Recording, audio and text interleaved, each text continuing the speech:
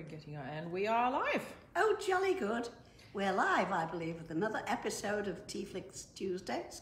So I hope you're all keeping well and dry in these hectic times we're living through. By the way, I found out a great way to get rid of all the junk in your house or your garage. Pack it all up in Amazon boxes and leave it on your front porch. It'll be gone in no time at all.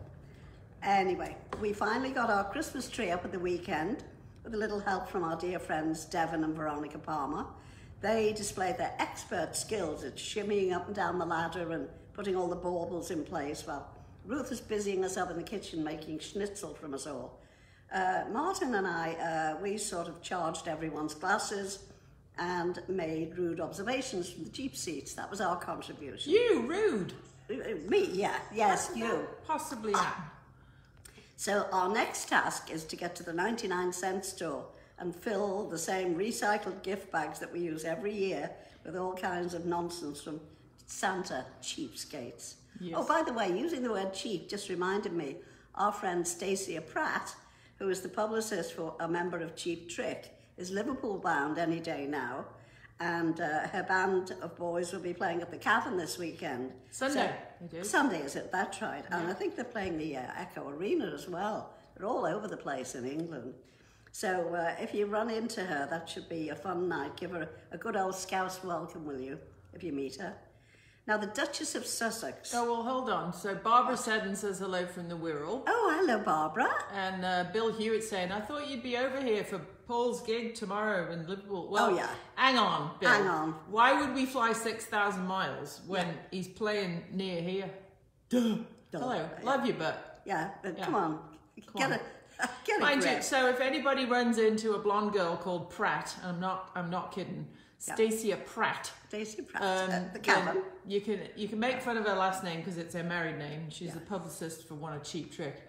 But show her a good old Scouse welcome. I told her to try and muscle her way into the men's room at the Philharmonic pub. Oh, very nice. I'm sure she will on your recommendation. Absolutely. Yeah. Oh, it's a place to be seen, isn't it? Yeah. Absolutely. So listen, one of the things that, the Duchess of Sussex, who much to my annoyance, the US press still call her Meghan Markle. She's been and gone and done it now, really. There's a huge fuss on TV this morning. Every channel is covering it because she dared to wear burgundy nail varnish to the British Fashion Awards last night. I mean, come on, off with her head, says the Queen, I'm sure. I know. And, oh God, off to the Tower. I tell you, honestly, hasn't this charming, sweet girl gone through enough and broken enough silly old royal traditions? It's daft. Well, we can just give her a pass on her coloured nail varnish, really.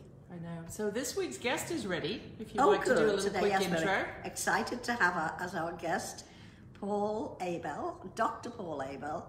He's an old friend of ours. Our friendship goes back many years. And he was in our neck of the woods last week and came to see us. And we just persuaded him to come on today. So, Ruth, can you get Paul on? I will try my magic and along. See if we can. So it says adding, fingers crossed, and by the miracle that is Facebook. I'm there he is. Hi. Hello. Hi, can you hear me? Yes. Yeah, I can, but we've got this weird sound thing going. Hold on.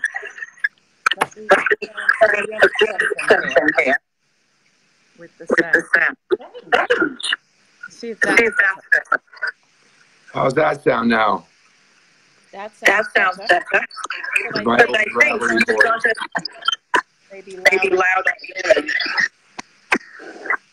Maybe you can turn down your volume a bit, Paul, on your end. I'm getting feedback.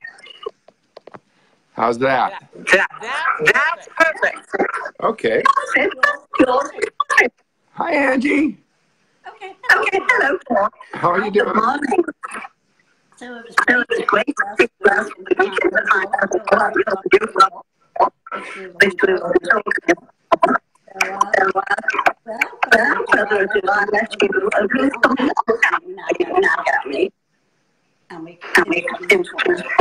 Yeah, we've still got a weird sound thing going on. I'm trying to fix that. So turning down my volume. And it may be a little better. Angie was breaking. Can you still hear us, Paul? Yeah, I can hear you, but Angie was breaking up. I can hear you, but she was breaking up. Yeah. It may be the old Wi-Fi Time Warner cable. We'll just have to live with it. Okay. It's all about you anyway. So tell us about your background. I mean, my colored background or my professional?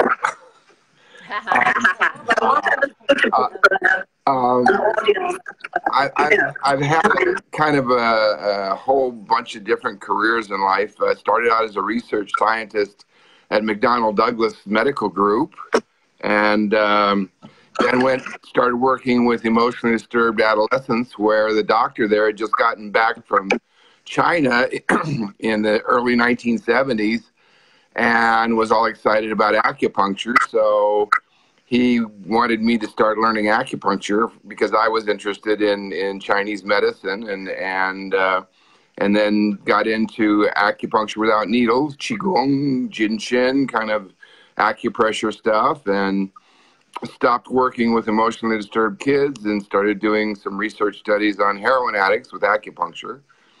And then got interested in psychology of selves with Dr. Hal Stone, and spent my whole time integrating Western psychology and Chinese medicine.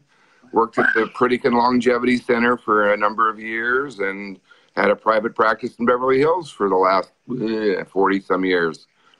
So... I'm sorry. Speak slowly. Tell more about energy unblocking. Oh boy, that's a long discourse. Basically, we're all energy. Our whole body is energy. And the Chinese, long ago, way back probably 10,000 years ago, discovered this subtle energy system in our body that was connected to the internal organs but ran along the surface of the body.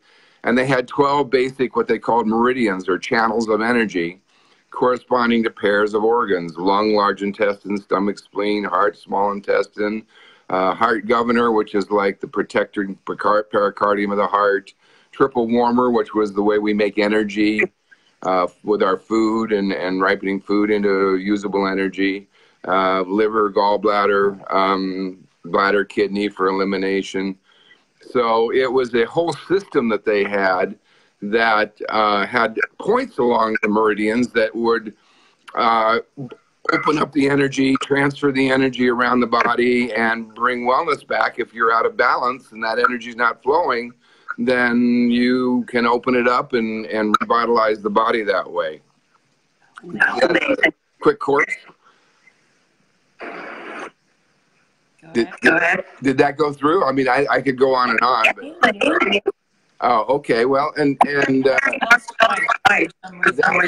that system, over the many eon centuries, they observed that certain weather patterns would affect the specific organs. Certain emotions would affect pairs of organs differently, like in, say, the bladder and kidney. Fear and foolishness were the extremes of imbalance, and courage was the balance point.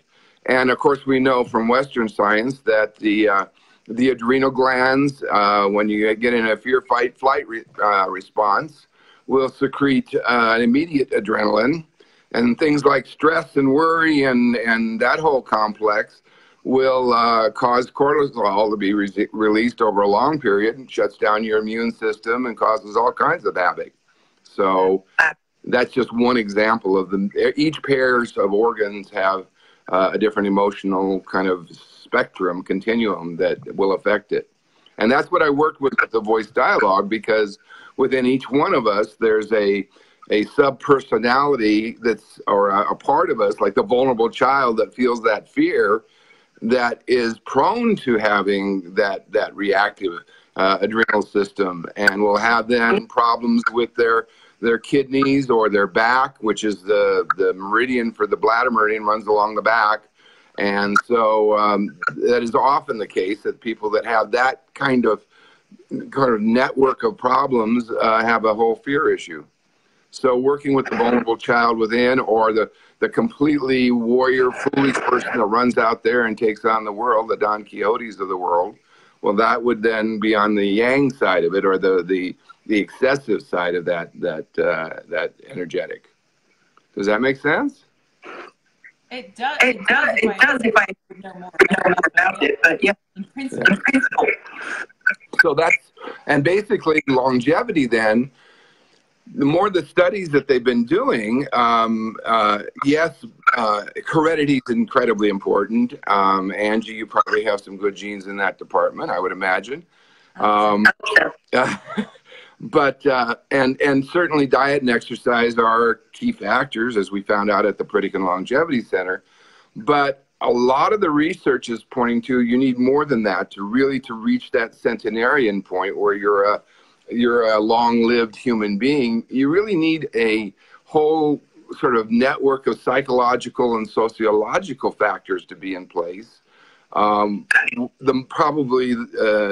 The psychological correlates to the Chinese medicine is a big core of the book, actually, because those things, if you're out of balance in those, they will shorten your years. So worry shortens your years. Excessive, obsessive behaviors shorten your years. But there's also the physical correlates, of course. But the whole book is really focused around sort of the more spiritual, psychological, sociological aspects of longevity. And of course, it's mentioning a few things like drink water every day, a lot of it, and make sure you exercise and stay flexible and so forth. But a lot of it has to do with the way we live our lives, and joy is the sort of the thread that ties it all together. If you look at all of the entries in the book, there's 365 different sort of one-liners that there it is without its kanji on the front. The Amazon fixed that today. There was an image of the longevity kanji, the character that the Chinese write for longevity was on the front, but somehow the color matting didn't work, so they had to change the color to a darker color. But anyway, the real key each day is to have joy in your life, and these individual sort of aphorisms help us tune into the importance of that, and they have a twist. You know, they're things that I've learned through life. At now 72, I've sort of kept a journal of things that that's how the book got started. It was the journal of things that brought joy in my life. And when I had a child at the age of 65, I realized, oh boy, I really must live to be 100 at least. So it became a real intense study. That's why I really went into the research and found this joy factor is so huge. You also lost the pound. That helped too, yeah.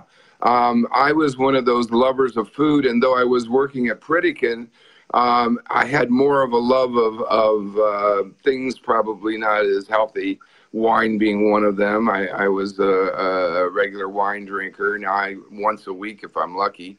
Although it's not bad for you, if you drink wine and have a lot of rich food, it does tend to put the weight on. So the first thing when my son was born is I really watched the weight and lost the 50 pounds, you know.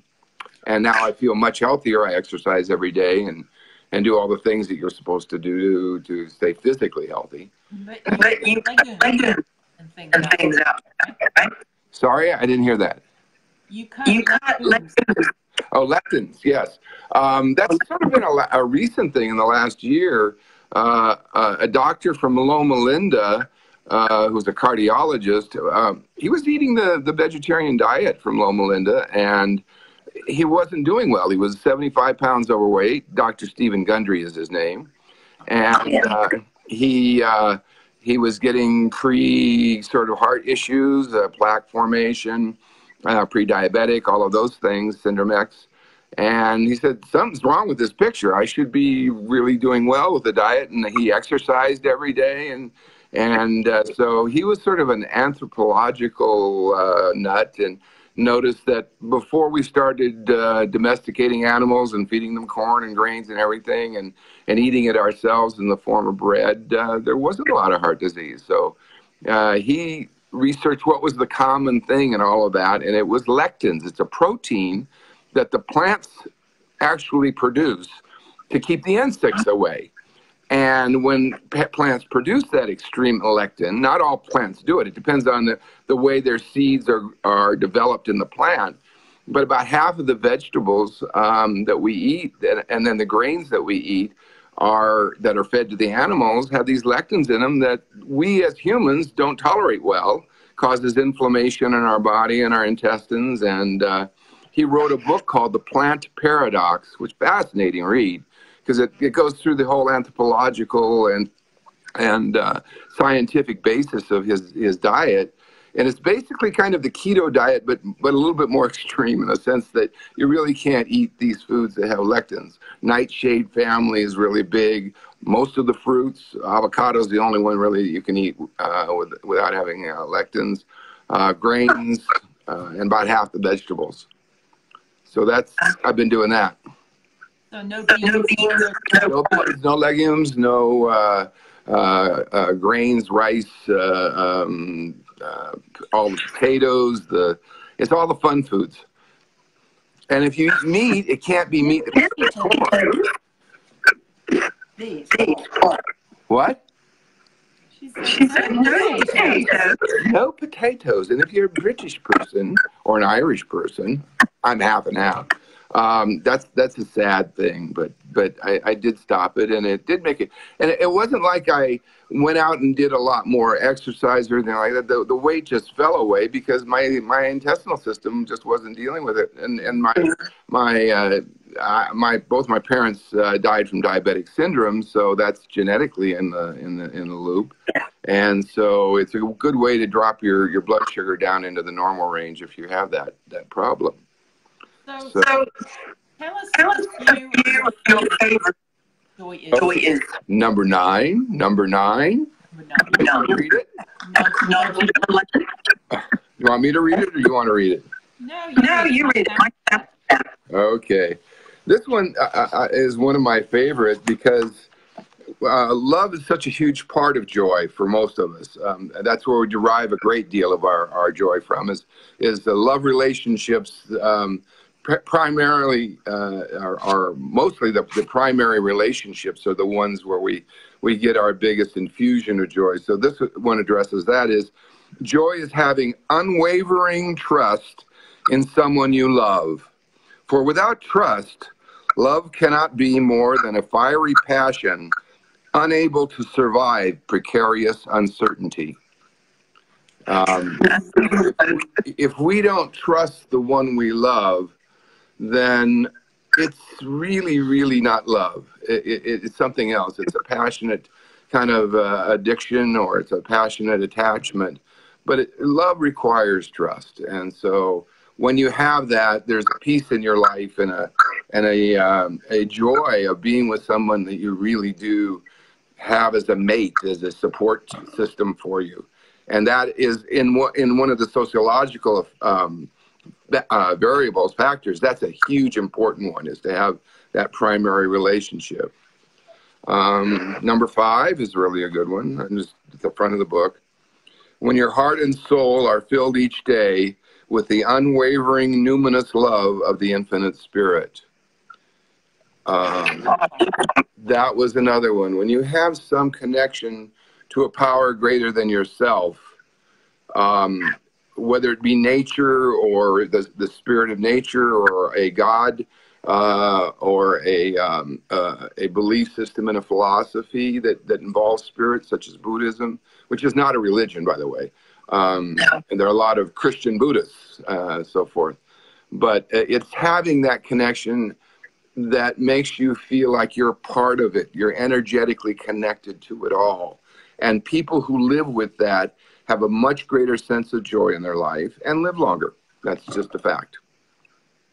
So, yep. Do you want more, or is that good? Number 90. Number 90. You want 90? Okay, let's go to 90. Actually, I have one of those books here. 90. Oh, this is a Jungian concept. but I reworded it in my own words. Number 90. Joy is the lesson learned by realizing that when you meet someone you intensely like or dislike, both persons are equally compelling mirrors of who you are. Yeah. Oftentimes with the voice dialogue model that Hal and Sidra Stone brought through, when they called it the disowned self, the part of us that we do not want to realize that's there, and we push it underneath a very deep lid and don't let it out, say the braggart in us. If we meet a braggart person, we will react to them. They're a mirror to that disowned part. Or if we're a person who owns our say, playful part, and we meet another person who's very, very playful, that's a mirror to ourselves. And we can see the things that we do, maybe good, maybe bad, in that person. So that's kind of a real powerful dynamic for growth, and having a sense of self, the true self, that is more the aware ego of yourself, helps in dealing with the everyday sort of stresses that we get, and empowers us to deal with those. Yeah. Yeah. You have any others?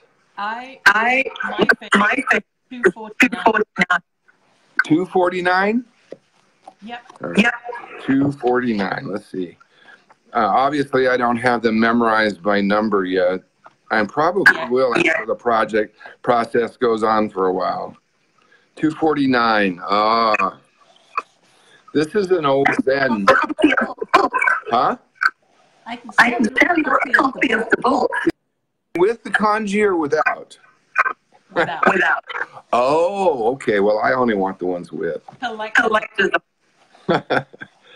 Okay, number 249. This is an old Zen concept, or actually it's an American Indian concept too. Joy is what happens when what goes on in your head aligns with the talk you talk and the walk you walk. And it's all about being authentic.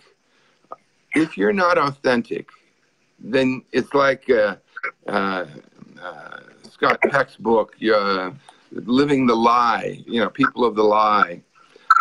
If you're living your life outwardly for someone else in the world, and your inner dialogue, your inner self is not that, then you're living a lie. And that creates so much stress in people's lives that they're not who they are. They're not authentic. They're not real to themselves. And they're angry usually. And that affects the liver in Chinese medicine, the greatest. And the liver, of course, is responsible for a great deal of our immune system. There's like 17 different main functions of the liver, but immune regulation is one of them. So anger really disrupts our whole immune system, and it tends to be part of the alcoholic addictive process, the liver in Chinese medicine. So if you're unauthentic, then you're living the lie, and you're angry that you're not yourself.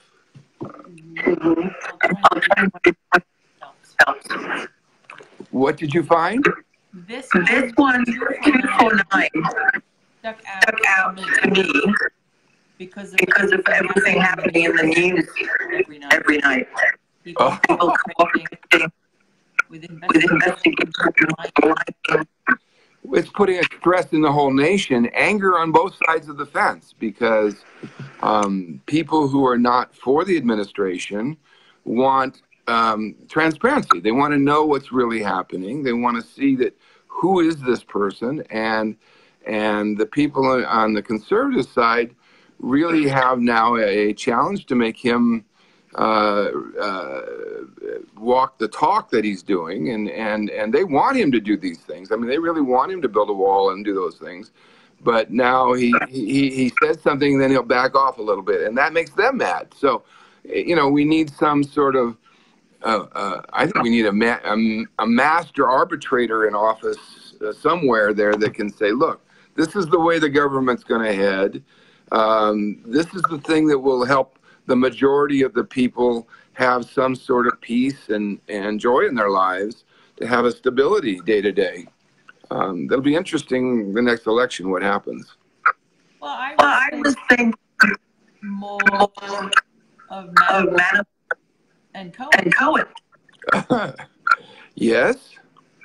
They're going to pay the price, but not the 249. Yeah. Well, that's one of the problems when you get caught with your hand in the cookie jar. Very interesting. Yeah. So where do people find this day by day like this? Where can they find it? That was your question. I only get about half of the sentence that you're talking. The only place that it's available is Amazon. I purposely didn't go through the big presses and all of that. I went direct to Amazon publishing because I didn't want to wait a year. I'm getting older, and this was really a book for my son so that he would have all the lessons that I'd want to teach him in the next 20 years are in this book, and all the wisdom that I have accumulated through the years is in the book. So I wanted it to come out, not wait a year. So we only put it on Amazon, and it's on-demand printing. You can get it in 3 days just by going to Amazon Books. And I think now the search engine has had enough hits you can type in "joy is" those 2 words, and I think it's the second thing that comes up when they do that in Amazon. So, it's very pleasing to me that it's gotten only 5-star reviews, only 5-star reviews. So I'm really happy, and my publisher thinks that it's going to go best of on Amazon in the next 3 weeks. Yes. And if you order it now, you get it in time for Christmas. Yeah. If you order now, it will come in the next 3 or 4 days. Yes. And it will have the proper cover on it. I've been guaranteed that now. I love it. Yes. Well, thank you so much. The fact that you love it is for me, because you're 2 of my favorite people, and that you like it is really, really, really wonderful. And Angie, you're living proof that joy is one of the keys to longevity, because you've never been anything but a ray of sunshine in my life, and I know the people around you. It's true. It's not blowing smoke up the chimney. It's really it's true. You are a beacon of light, and it transferred to your daughter, and then she attracted a man that has that joie de vivre, the loyal life. I don't know how to say it in German, but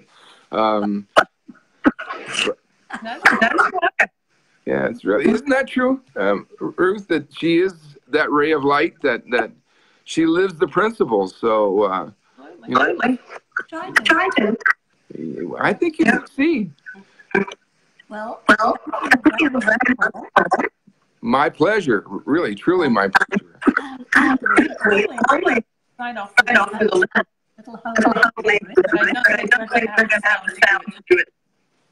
Okay. We'll pop back on solo in 5 minutes, and we'll leave you what you should do now. Okay. Okay. So how do I sign off? You just go bye-bye and you go away? Okay. All right. Bye-bye.